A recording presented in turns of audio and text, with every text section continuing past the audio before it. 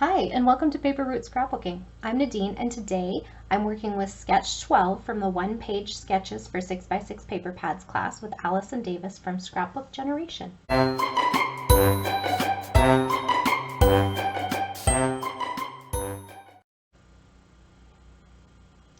Okay, so I am again using this paper pad Oliver by Basic Gray for my layout today, and I cut into the last two papers from this paper pad, the last two full-size sheets, so I have nothing left of it.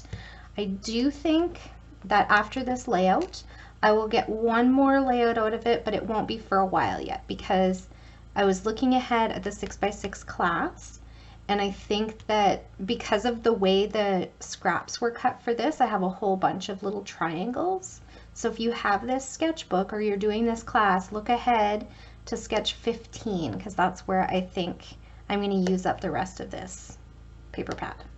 Okay, so I am going to get not one but two more layouts out of this paper pad. Okay, so this is where I started, is with this full-size sheet. And I have gone through my rainbow papers to find background sheets, and I found these two basic gray papers because the sketch called for a 12 by 12 background, which I didn't want to just use cardstock for this one. I went looking for a patterned paper background, and then this 8 by 8 square, so too big for a 6 by 6 paper pad square. And so I found these in my rainbow scrapbooking paper, and this is both from winter collections, I think. So fruitcake collection called Pine Branch, and this was in, I don't know, I don't see any dates on these. Dates? No. Okay, so this one is Snowfall Pear, which is this green one from the Dasher collection of Basic Gray. So those are the two sheets that I pulled to add into my layout. And then I am going to, oh, and then I took these last two sheets. So I had one sheet of this, one sheet of this in the 6 by 6 paper pad, and I cut them down to 3 by 3 squares, and then I cut them in half diagonally, which gives me this triangle shape. So this triangle shape came from a 3 by 3 square. And then I did some doodling on it. I did some faux stitching in white here, faux stitching in black here, and I did some doodling lines here. Before I adhered this down, I grabbed a brick stencil from Lawn Fawn. If I can find that, I'll link it below. And I did some mixed media just for my cluster bases. And then I also added in some washi that I just had sitting on my desk. I'm not really sure where it appeared from, but I think it was from a Heidi Swap planner collection thing that I got at Michael's. And so it just it must have fallen out while I was doing something else, and then it was just sitting on my desk. I'm like, oh, I'll use a strip of that. So I used a strip of it here, and I just tore it in half and used the torn edge on the outside for that distressed look. And I am inking everything in Vintage Photo Distress ink this time instead of the Hickory Smoke. Let me try to stay in frame there for you. Okay, so then I have the things I want to start with here. So the sketch calls for 3 2x2 photos. So I have 3 2x2 photos of my little Quentin back in, I think this is May of 2019. So this is continuing with his album. And we have him just exploring outside. And I think I was going to move this down a bit just because of the way they are. And this one is popped up, and these two are going to be adhered flat. And let's see, let's do that first. I think we will adhere these down. And I sometimes will print my photos to accommodate like the photo size, but these, for this album, I printed everything in 4x6. So everything you see has been cut down from a 4x6. So I am amazed sometimes at how much extra we have in our photos and how I can often like accommodate that photo size, because this is all a little story about how he was just like, it was evening time, him and Mummy had done, I can't remember what it said. Let's see, here's my journaling. It said, after looking at the photos from his birthday party on the computer with Mummy, Quentin was looking longingly out the window, so Mummy took him outside to run around a little before his bedtime, Bubba. So but I mean, his little expressions are what's important, right? I didn't need his dad's truck in the background. I didn't need the whole yard in the background. I didn't need the whole kitchen in the background. I just needed his little expression. You can still see that here he's looking out the window. You can still see that here he's outside. So anyway, that's just a little tidbit I wanted to share. And then for my title, I'm going to pull from this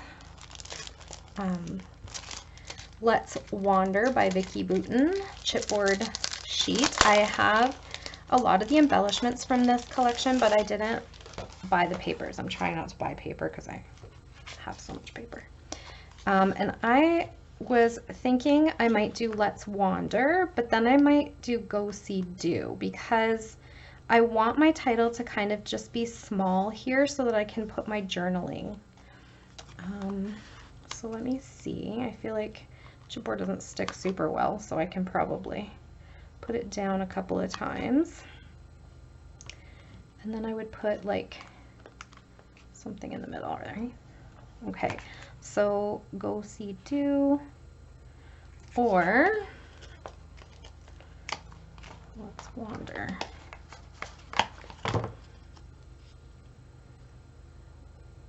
Oops.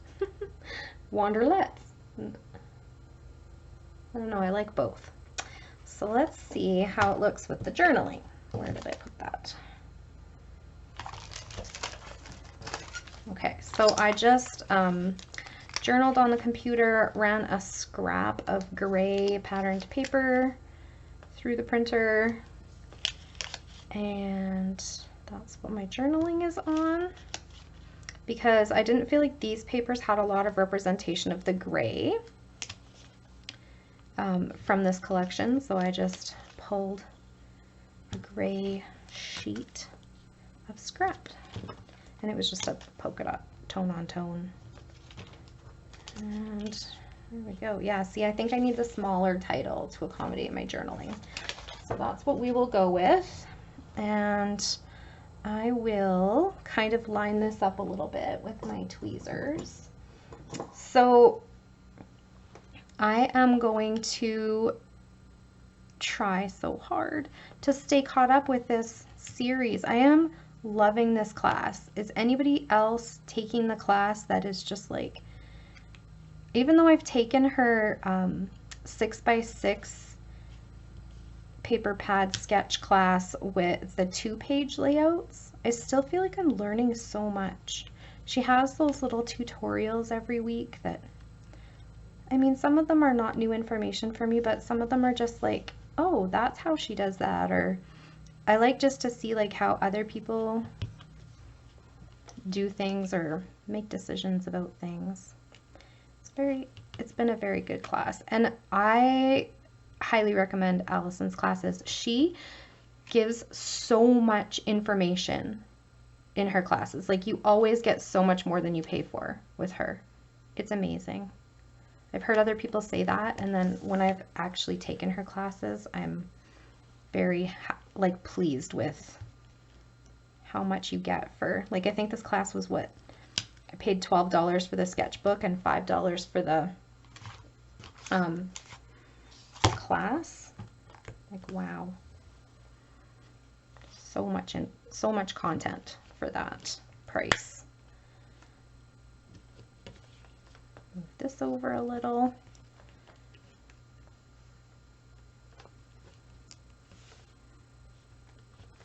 Okay, go, see, do.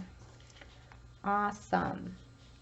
So then for my project focus, we're talking about Quentin's first year album. That was what I was going to continue into August with, is the photos from his first year album with the sketches for 6x6 paper pads class.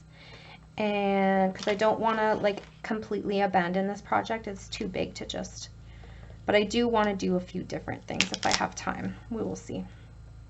So for my product focus, because it's still the month of July, I'm still working with these, you know, use it or lose it alpha sheets. And this one is, I don't think I have, like, this one had the thing cut off of it, so I don't know what collection it's from or whatever, but it's just these green chipboard letters. I don't really have enough to make any more words, but I'm going to use the numbers as embellishments. ABCs and 1, 2, 3s are great embellishments for kids layouts.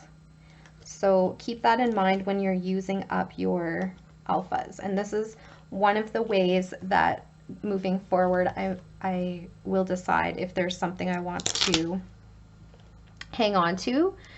It might be for embellishing purposes, right? Because you can't go wrong with putting some ABCs and 1, 2, 3s on a little kid's layout. And like for this collection, I don't have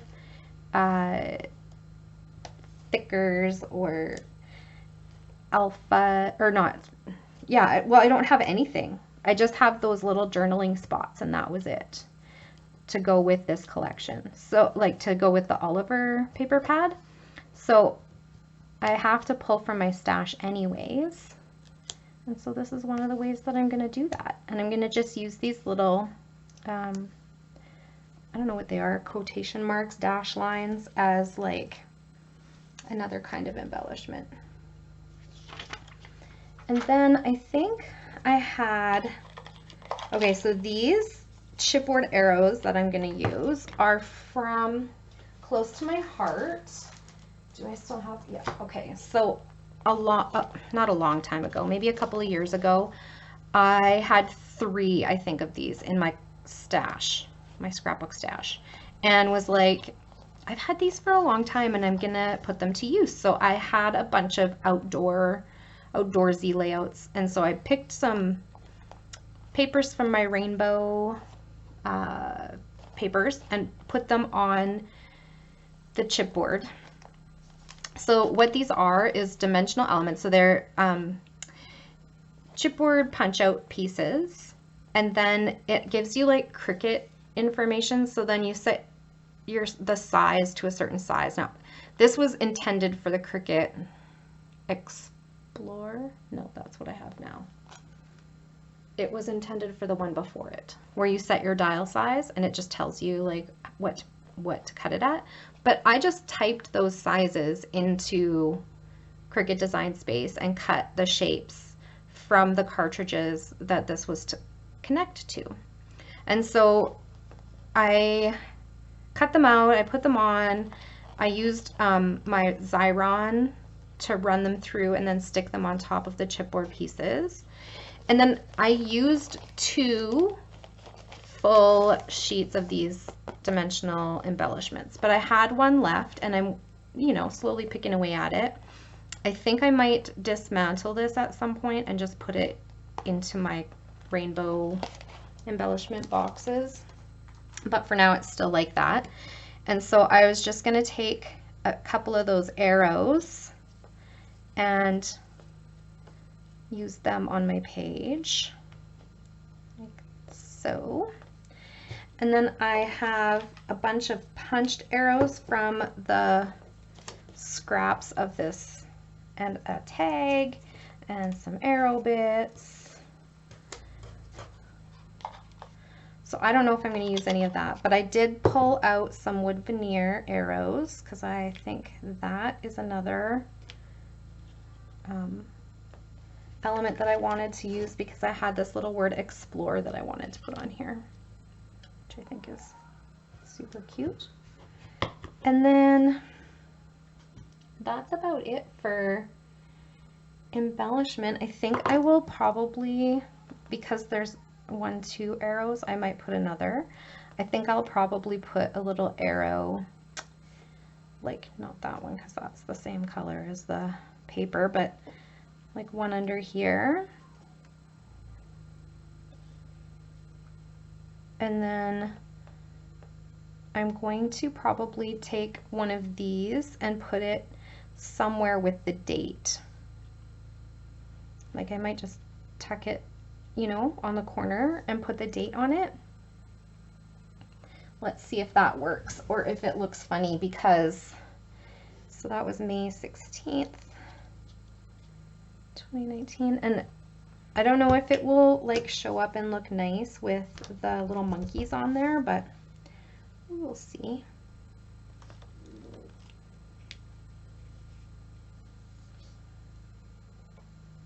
It looks hard to read on the camera, but it's actually really clear to me. So I'm going to, I'm going to adhere, I'm going to just ink the edges of it and I'll adhere that part down.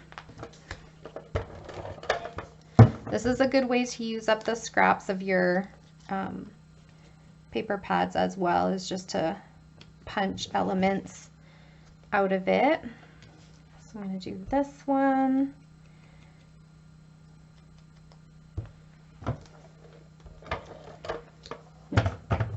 I should probably run those through the Xyron because they're hard to get adhesive on. There we go.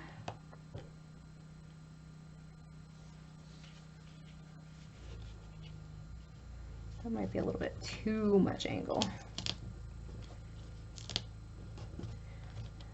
Okay, so that, now I do want another one. So I don't want to introduce red. I could use this green one up here. And I think that's good. Okay, now I didn't pull any enamel dots because I thought maybe I could use these little gold stars to kind of go with my title. And the question is, do I have enough? So here I can put 2 down here, and then I can put 2 up here as well.